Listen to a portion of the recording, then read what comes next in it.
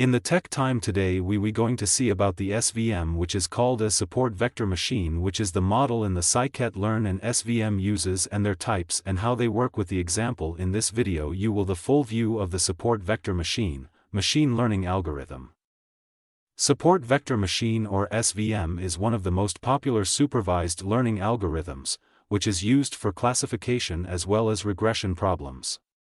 However, primarily it is used for classification problems in machine learning.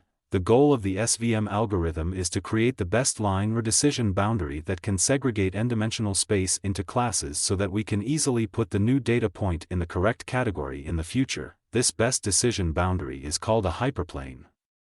SVM chooses the extreme points/vectors that help in creating the hyperplane.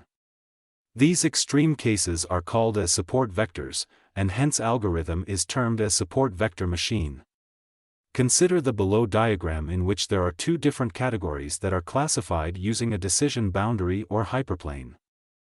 Types of SVM. SVM can be of two types. Linear SVM. Linear SVM is used for linearly separable data, which means if a dataset can be classified into two classes by using a single straight line, then such data is termed as linearly separable data, and classifier is used called as linear SVM classifier.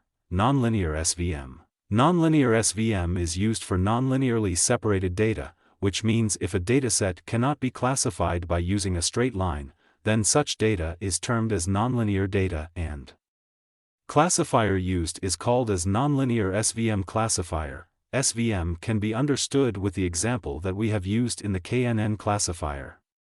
Suppose we see a strange cat that also has some features of dogs. So if we want a model that can accurately identify whether it is a cat or dog, so such a model can be created by using the SVM algorithm. We will first train our model with lots of images of cats and dogs so that it can learn about different features of cats and dogs, and then we test it with this strange creature.